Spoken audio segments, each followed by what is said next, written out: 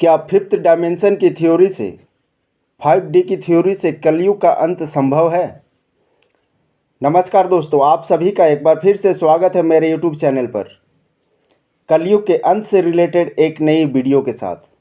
आज हम और आप जिस युग में जी रहे हैं यह बहुत ही महत्वपूर्ण और दुर्भाग्यपूर्ण है। दुर्भाग्यपूर्ण मैं इसलिए कह रहा हूं क्योंकि इस संधि काल में, कलयुग के अंत के इस संधि काल में प्राकृतिक घटनाएं, महामारी, भूत प्रेत का आतंक काफ़ी ज़्यादा होता है और जान माल का नुकसान भी उतना ही होता है।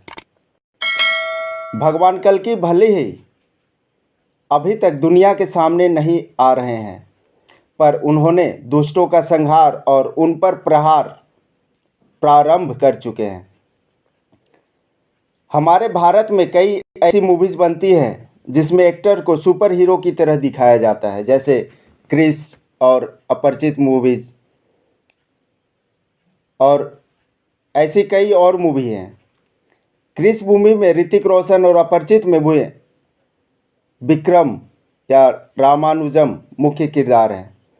साउथ इंडियन मूवी अपरिचित गरुड़ पुराण पर आधारित है। उस मूवी में पापों के हिसाब से जो यातनाएं उन्हें मरने के बाद उनकी आत्मा को दी जाने वाली थी, उन्हें जिंदा ही दिया गया।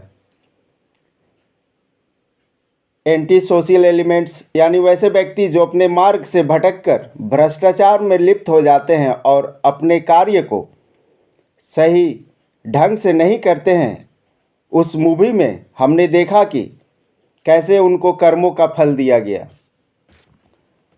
क्या भगवान कल्कि भी अभी ऐसे ही दुनिया के नज़रों से छिपकर दुष्टों का संहार कर रहे हैं, या फिर आजकल जो 5D यानी कि फिफ्थ डायमेंशन की जो थ्योरी दी जा रही है, क्या यह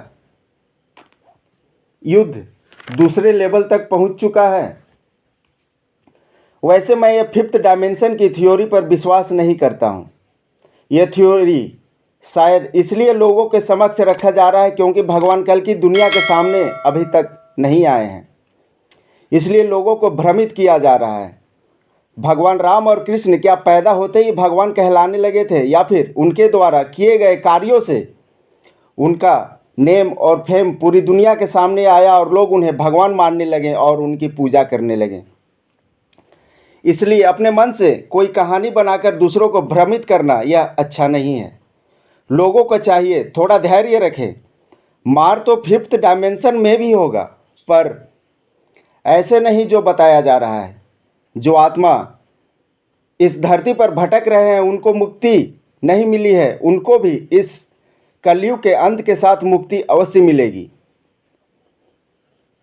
गरुड़ पुराण में एक जगह ऐसा वर्णन मिलता है कि इस धरती पर मनुष्य से ज़्यादा आत्मा है जो मुक्ति के लिए भटक रही है। अगर मरने वाले व्यक्ति का पिंडदान सही ढंग से और सच्चे मन से किया जाता तो उनकी संख्या इतनी नहीं होती। लोग पिंडदान तो करते हैं, पर उनके कर्मों को याद करके उन्हें पीठ पीछे गाली देकर कोस कर पिंडदान देते हैं। ऐसा बिल्कुल भी नहीं करना चाहिए पिंडदान करते वक्त। इस कारण से भी उन्हें मुक्ति नहीं मिलती है। भगवान कल्कि कब, कहाँ और कैसे आएंगे, कैसे नए युग की शुरुआत करेंगे, यह रहस्य को जानना हमारे बस में नहीं है।